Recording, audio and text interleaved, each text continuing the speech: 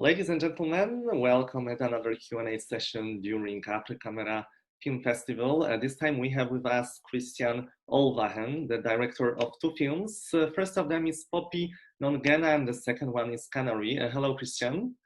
Hello. Hi. So apparently, firstly, I would like to start the conversation with the question about Poppie Nongena, because I'm in love with this film, absolutely. I'm in love with the main character. And as far as we know, this is the biographical story. So could you tell us a little bit more about how important for you was to depict the real life of this character and how much of the elements in the film are created? Okay, well, firstly, it's based on a novel written in the 70s. And Elsie Hubbard, who was quite the prolific Afrikaans writer of the time, actually decided to. This Poppie Nongena, the woman who was working in her house, and her real name was Eunice. And during the 70s, during the student riots, Poppie came back and told her what happened, and then she decided to document Poppie's entire life, kind of almost in a way the only thing that she could do to help. And the two women sat down and they had interviews over the year, and then it ended up being this biographical novel, Poppie Nongena. It was the first time that in apartheid South Africa, white people could really intimately get a portrait of what a Black woman's life looked like. And so fast forward a couple of years later, I get a phone call from the producer asking me if I'd be interested. And I read the novel, and I've said it numerous times before, I was completely blown away. It's absolutely brilliant. It's considered one of the best African novels. And immediately it made me thought of the woman who helped raise me, my other mother. And so for me, it kind of became a love letter, a testament to these women who are really the backbone of such a strong part of our South African culture and identity. And so when we started adapting it for the screen, we did find that it was near impossible to try and tell the whole story from when Poppie grew up to, the very last page. And I didn't want it to feel like a Wikipedia article. And so we decided to focus on the last year of the novel. And so it was the most dramatic, most climactic. And certainly I was inspired by that being the time that Elsa and Eunice, the real Poppie, got to know each other. Gotcha, because the moment that you depicted is really interesting in terms of this political and social changes that actually are going on in South Africa. I was wondering, what was most important for you, to depict her story or to depict what's going on actually around her, and to give the viewer the opportunity to feel like if we were also in that very specific period? I think for me, I always tend to focus more on the personal, but then again, the personal is always political. I think because Poppie was such a product of the environment, it was this woman trying to break out of this bureaucratic machine, trying to force her where to go, where to be. And I think that is an interesting dichotomy. So we had to, although the focus was very much, we always wanted to be with her, never wanted to be somewhere that she isn't, always on her shoulder, always kind of feeling that you're experiencing it with her. But again, we had to make sure that the world was believable, so that you honestly did believe that Poppie was such a product of this environment, held prisoner by this system. Regulating where she could go and where she would be, and then kind of like, even though it was so regulated, she has this transcendental spirit that just transcends, no matter how. And I think that's true of a lot of South African women, is that they seem to just lift themselves up every time, no matter how they get pushed down. And that was certainly something that that I, like I said, it's a kind of a love declaration to them. I absolutely adored that in your film. I was in love with Poppie character because she's such a strong, independent, free spirit, actually, even though she's living in the oppression time, and actually that she cannot decide about herself, but she still tries. But I was just wondering, I was just curious about how important for you was to also give us the context, because like mostly when filmmakers do their film about that moment, they depict Black characters with a lot of pity, with a lot of some kind of like, you know, this strong emotions that we should feel guilty, we should feel bad, we should cry. In your film, it's opposite. Even in the scenes when Poppie is humiliated by the policeman or by anybody else, we still are with her, we still consider her as a fighter. We do not have this, like, you know, emotional reactions. Yeah, that was very important. And obviously, I think, and I can't really take all the credit for that. I think Clementine, the actress, is such a strong spirit that no matter, she wouldn't, even if I were to try and veer in that direction, she wouldn't let us, you know. And I think the important thing was that there's a big difference between empathy and sympathy. And we try to evoke empathy, you know, because I think that's what the novel also tried to do. And I think it's very much written into the DNA of the novel, is the style is almost documenting rather than commenting. You never felt like the writer, Elsa Joubert, was trying to manipulate you emotionally. And she was very aware of that because in that time, books tended to get censored straight away, you know, or banned. And so she really just wanted people. And I think the more you actually don't tell people what to feel and you just show them, you just present it as this is what's happening, they tend to fill in the gaps themselves, or you leave the onus on them to have an emotional reaction. And then they tend to, when you don't try and manipulate, they actually tend to have a bigger and greater emotional reaction. And I think I'm glad you say that, because we were very aware of never wanting it to feel, I mean, we didn't even go with the music and trying to manipulate people. We went anti-film score with that, because we were so scared that any music that you would add to any moment, you know, would suddenly manipulate an audience into wanting to feel like this or wanting to feel like that. We're presenting it as a kind of a apartheid era mirror. And I think if people can, the bonus for us is if people can see a reflection of a contemporary society within that mirror. But I think that you also achieved that thanks to that in the world of the film, it's impossible to divide people for good and evil. Like even when we have white colonizators, among them, there are people who can be considered as bad and can be considered as positive. Among the Black community, we also have people who are definitely positive and who can be considered as negative. So I think that it's also something brand new in that kind of stories, because mostly when we say about apartheid, I think that filmmakers, they are very eager to tell us who is bad and who is good. In your world, it's much more complicated.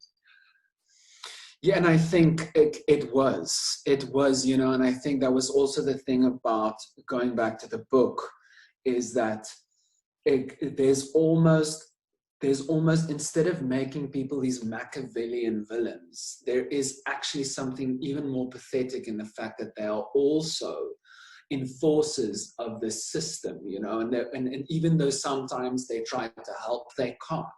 Or, you know, I think, and yes, as you say, it is so complicated because the story is so complicated, because you have this woman whose culture, she's a Xhosa woman.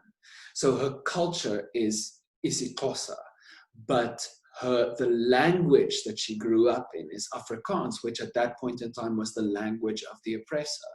So she felt like she was living with one foot in both cultures, and that's what made it so interesting.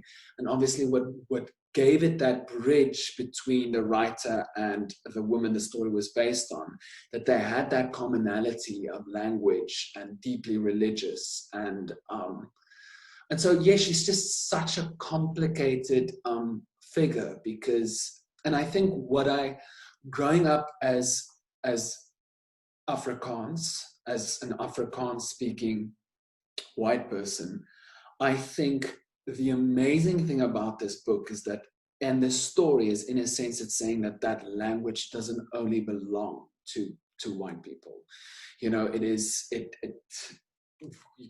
what is culture, what is language, and the whole fact that language in itself, this language that she loves so dearly because she grew up speaking it, is also a tool of oppression for her son, which is being forced to get educated in this language that they haven't been up until that point. So yes, it's such a complicated, multifaceted time that I'm glad if that came across, because it isn't just as black and white as, say, good guys and bad guys. There's also systems. Yeah, like for me, she was tragic character because she, as you mentioned, she belongs here and she belongs there, but she's not belong there completely. So actually, like, she feels the part of some societies, some groups, but actually she doesn't belong to any of them fully. And I really enjoy that when you present us, when you depicted also, when you put her in some context of the wind of changes that blowed at that time in terms of the fight between tradition and modernity, in terms of fight between, like, you know, trying to build some strong identity and to fight with the identity that was tried to given to us by the people who came in this land. So it's really, for me, it's really tragic. Very, very, very tragic. I remember I read I think it was a New York Times article which described her as like the Mother Courage of Africa. You know, she's very much like Mother Courage, having from Bertolt Brecht, who had to move with her cart and her children, trying to find a place where she can belong or just have a home. And I think what really inspired me when I read the book was how contemporary that issue of displacement and migration and trying to find a space in the world, and how we regulate with bureaucracy and governmental institutions, how we regulate where a person is allowed to live and stay. What is a border? How can we decide where a person is deemed worthy to live? You know, so all of those things are so complicated, and I think so contemporary, even though it's a very specific time in my country's history. Gotcha. And could you tell us a little bit about how the beginning of your work looked like, in terms of, did you go and meet with her and her family? Did you have to get some rights, or it was all done by getting the rights to adapting the book, and you based your screenplay and everything only on the book? Yes, so that got a bit complicated because we